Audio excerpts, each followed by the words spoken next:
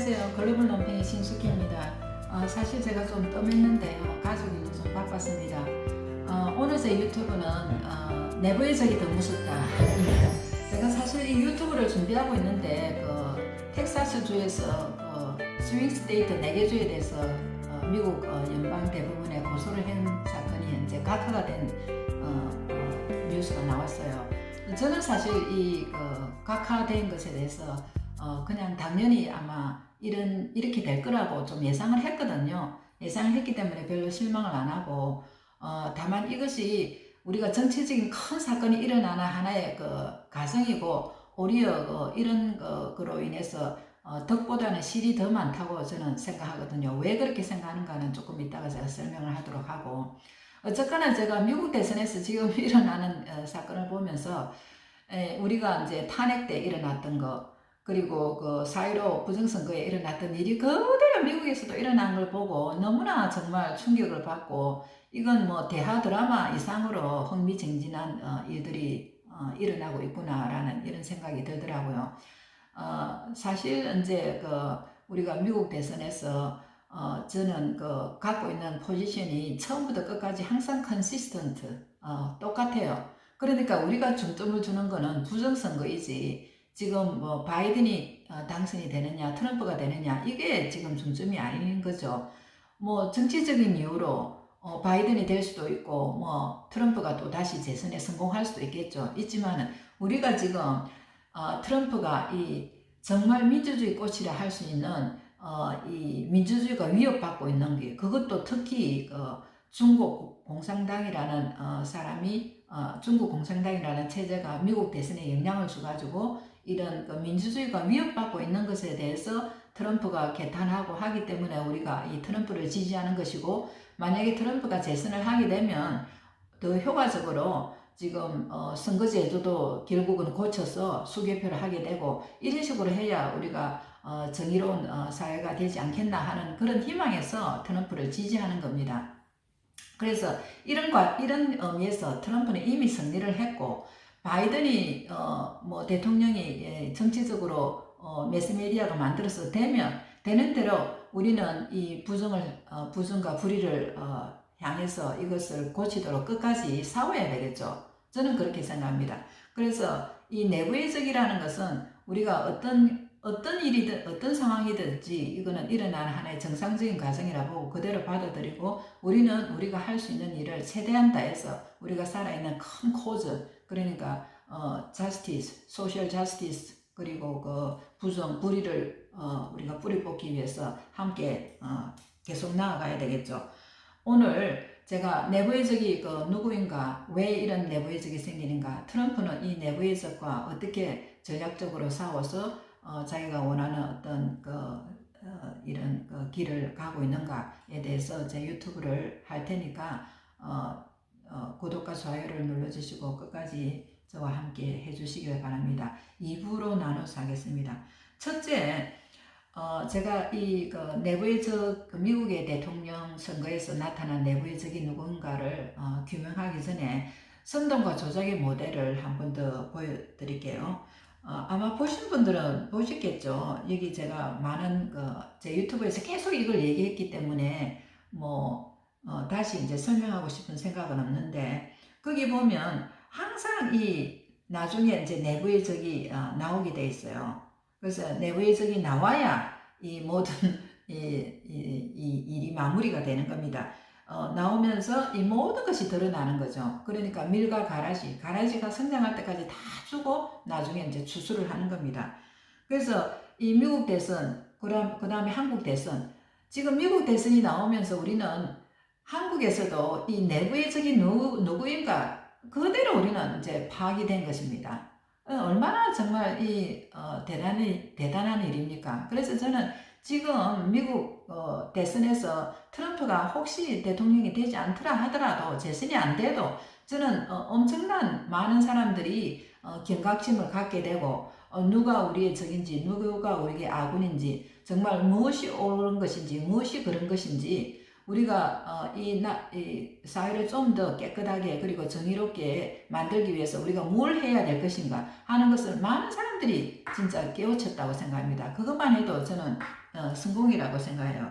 그래서 어떤 조직이든지 간에 내부의 적이 있고 또 문제가 생기기 때문에 뭐 제가 얘기하는 것처럼 우리가 항상 힘든 것은 적이라기 외부의 적보다는 내부의 적이에요. 항상 같은 편이 배신을 하고 등에 칼을 꽂는 것이니까 이것은 준비를 하고 있어야 되고, 우리가 성경에서도 예수님이 탄핵을 당할 때 유다가 배신을 했잖아요.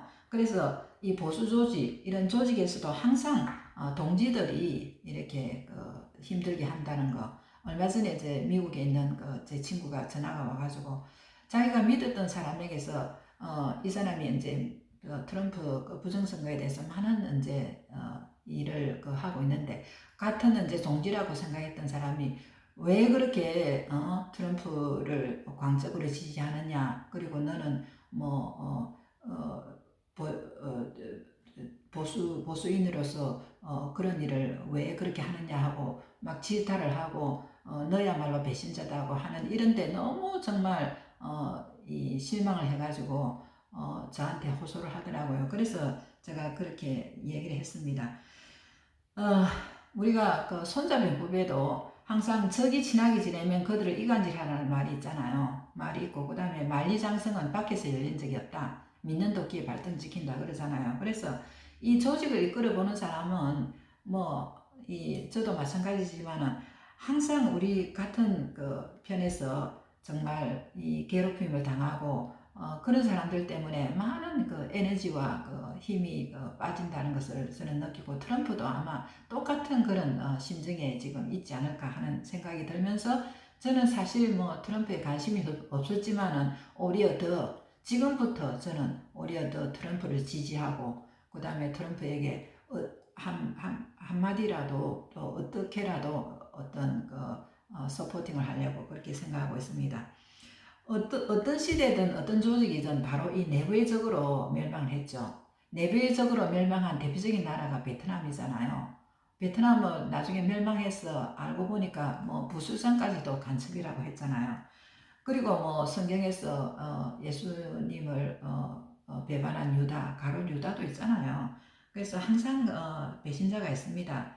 내부의 적은 항상 있는 것이니까 우리가 어떤 일을 큰 일을 하는 과정에서 항상 있구나라고 생각하고 그냥 넘어가게 되고, 그 사람들은 나중에 밀과 가라지가 자라서 나중에 추수할 때 이 가라지를 다 빼듯이 다 이렇게 나중에는 불태워져 없을 거라고 저는 확신합니다. 그러면 다음에 미국 대선의 내부의 적은 무엇인가? 우리가 지피직이라는 말이 있잖아요. 이 적을 알아야 이긴다. 그러기 위해서 정보 수입이 중요하다고 하는데, 미국의 이제 외부의 적은, 미국의 외부의 적은, 외부의 적이라는 것은 서로 싸우거나 해치고자 하는 상대인데, 말하자면 외부에서 위협을 가해주는 침략국을 외부의 적이라고 그러죠. 그러면 미국의 나라의 외부의 적은 누구일까? 미국이라는 나라는 자유민주주의 가치체제를 수호하기 위해서 200년간 거의 피를 흘려왔어요. 다른 나라에도 피를 흘려하고. 그래서 미국이라는 위대한 나라를 세계 제1의 나라, 민주주의, 그래서 민주주의에 꽂힌 선거제도를 만들어서 미국을 건설해 왔잖아요. 그래서 그런 미국인들, 자유민주주의 가치체제를 믿는 인그룹에 있는 사람을 이렇게 흔들고 그것을 파괴하려고 하는 세력, 아웃그룹, 그게 바로 중국 공산당 코민테른이죠. 그리고 거기에 붙어서 서포팅 해주는 글로벌리스트라고 이제 저는 생각하고 싶습니다. 그래서 사회 공산주의 체제를 확장시키기 위해서 미국 대선에 개입한 외국 세력, 중국 공산당, 이란, 이런 사람들이 미국에 대한 적이라고 볼 수 있겠죠. 외부의 적이라고 볼 수 있겠죠. 그래서 증거가 많이 있습니다. 그냥 우리가 중국 공산당이 그랬다 이런 게 아니고 많은 증거가 있죠. 있는데 최근의 증거를 이제 모아보면 도미니언이라는 전자개표기의 75%가 중국 공산당이 소유하고 있다는 게 밝혀졌죠. 그리고 또 최근에 놀라운 사실은 중국 강동성과 지장성에서 미국 대선 투표 500만 장이 인쇄해서 캐나다와 멕시코 국경을 통해서 왔다는 그 증거도 지금 나와 있죠. 그 다음에 이제 11월 28일 날 북경대학 경제학과 교수가 강의를 했는데 그 강의 내용을 이렇게 노출이 됐는데 거기 들어보면 미국의 권력과 영향력에는 뭐 오바마 등 이런 오랜 친구들이 있다고 그렇게 얘기를 했어요. 그리고 중국 요원이 미국 곳곳에 박혀 있는데 월가 스트리트의 부사장도 중국 요원이라고 합니다. 그런데 이게 2016년도부터 트럼프 때문에 이렇게 이게 바뀌게 되었다고 그래요. 그러니까 이제 트럼프는 보면 기득권 세력이 아니잖아요. 이 사람이 뭐 상원 하원을 거쳐서 온 사람도 아니고 그냥 뭐 진짜 영어로 말하자면 out of blue에 그냥 나타난 사람이에요. 자기 어떤 세력으로 이렇게 차근차근 올라간 사람이 아니란 말이에요. 미국의 기득권 세력 스왑프 그러니까 너무 썩어 있는 그 물을 갖다가 깨끗하게 하려고 나온 사람이니까 공화당이든 뭐 민주당이든 얼마나 트럼프가 믿겠습니까? 밉죠. 그리고 그 사람들이 중국하고 잘 해가지고 잘 하고 있었는데 트럼프 때문에 지금 기득권 세력을 못 누리고 있는 거죠. 저는 이 말을 믿는 게 제가 유튜브를 한다고 리서치를 많이 했어요. 하다 보니까 중국 공산당이 지금 호주에도 엄청나게 침투를 한 거예요. 호주 정치가에 어프로치를 했고 그 다음에 뭐 매수까지 하고 죽이기까지 하고 그 다음에 캔버라에 있는 국회 의사당까지 사이버 어택을 해가지고 국회의원들 컴퓨터라든지 이런 걸 모두 해킹을 한 그런 거를 보고 저는 정말 경악을 했거든요. 그러면 미국은 그렇게 안 했을 것 같아요. 우리 한국은 말할 필요도 없는 거죠. 저는 이걸 100% 믿어요.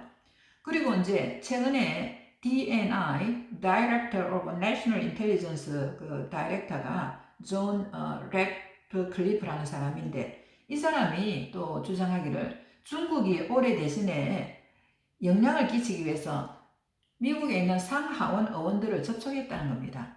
거기 공화당의 60%가 다 넘어갔다는 거예요.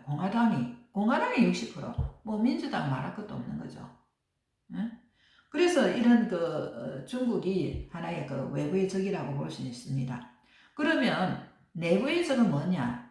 내부의 적은 반란이나 국가 전복 세력, 미국 내에 있는 그런 거를 내부의 적이라고 볼 수 있어요.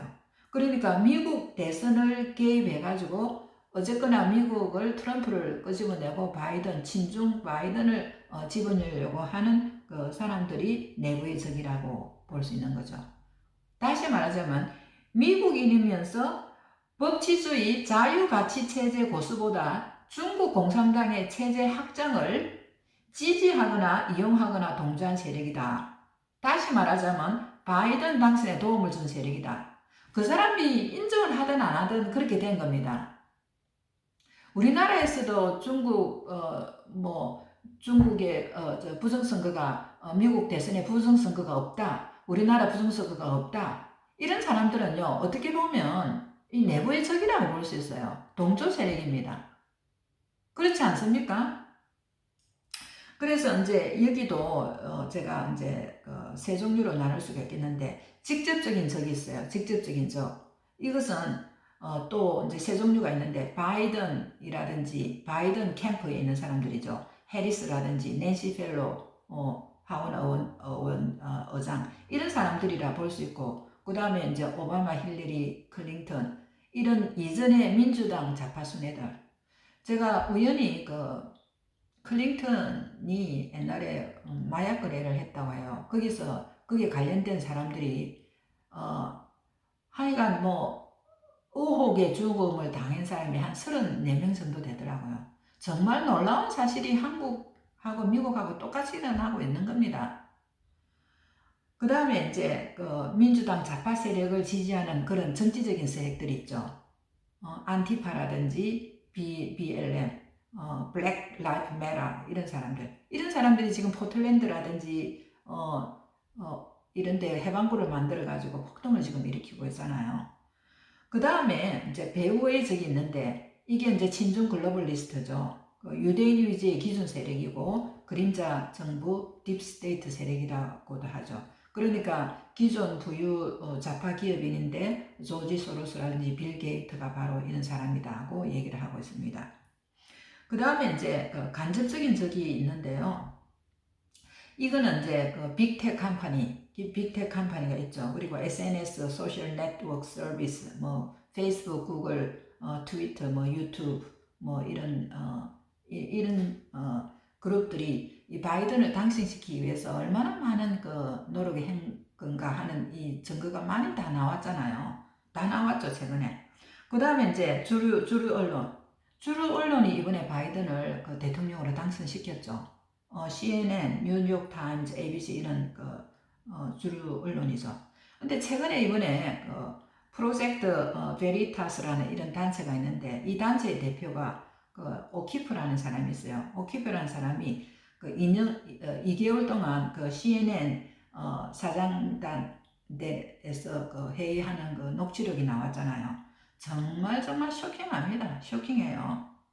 그래서 CNN 사장인 제프 저크라는 사람인데 이 사람이 주관해가지고 어떻게 하면 바이든을 띄우고 트럼프를 까내릴까, 트럼프는 바보로 만들고 또 트럼프의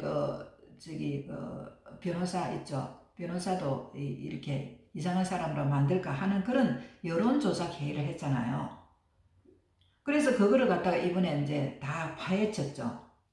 거기는 뭐라고 하느냐 하면 우리가 바이든을 옹립하기 위해서 트럼프 기사는 다루지 마라. 뭐 여러 가지가 많이 있지만 예를 들어서 그런 거죠. 그리고 트럼프가 바로 우리 국익의 적이다. 이렇게 얘기를 하는 겁니다. 그렇기 때문에 트럼프를 또라이로 만들고 바보로 자꾸 포트레이를 해야 된다. 그렇게 지금 사장단 회의에서 그렇게 하는 거예요. 그게 녹취록이 다 나온 겁니다.